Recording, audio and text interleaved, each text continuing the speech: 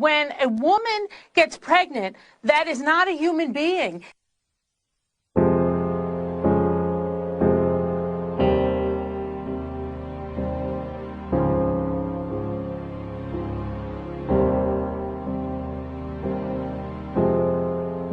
So, I mean, through the third trimester. The third trimester goes all the way up to 40 weeks. Okay, but to the end of the third trimester?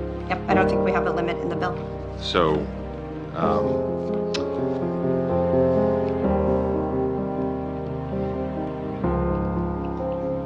where it's obvious that a woman is about to give birth, she has physical signs that she is about to give birth, would that still be a point at which she could request an abortion if she was so certified? She's dilating. Mr. Chairman, that would be a decision that the doctor, the physician, and the woman would make. I understand that. I'm asking point. if your bill allows that. My bill would allow that, yes.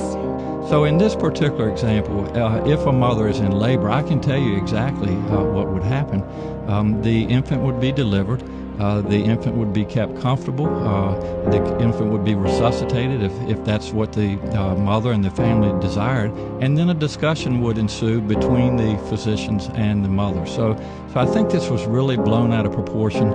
But again, we want the government not to be involved in these types of decisions. We want the decision to be made by the mothers and their providers. And this is why, Julie, that legislators, most of whom are men, by the way, shouldn't be telling a woman what she should and shouldn't be doing with her body.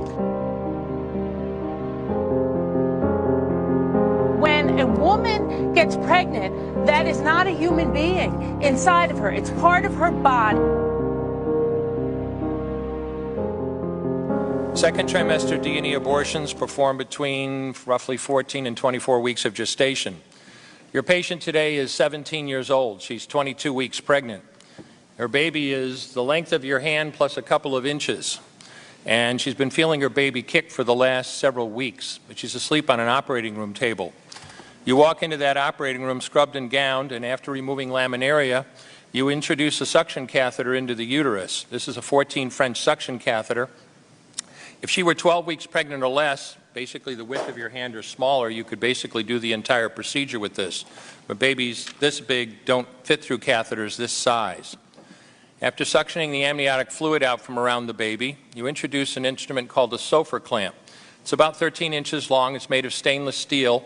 The business end of this clamp is about 2.5 inches long and 1/2 inch wide. There are rows of sharp teeth. This is a grasping instrument. When it gets a hold of something, it does not let go.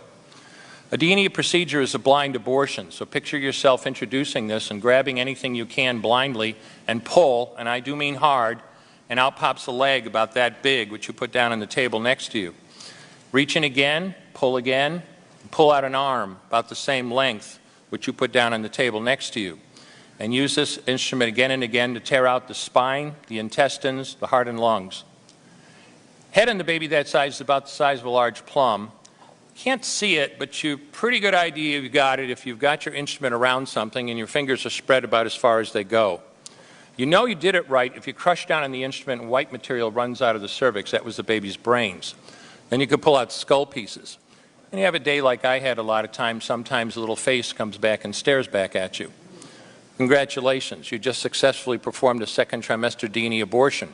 You just affirmed her right to choose.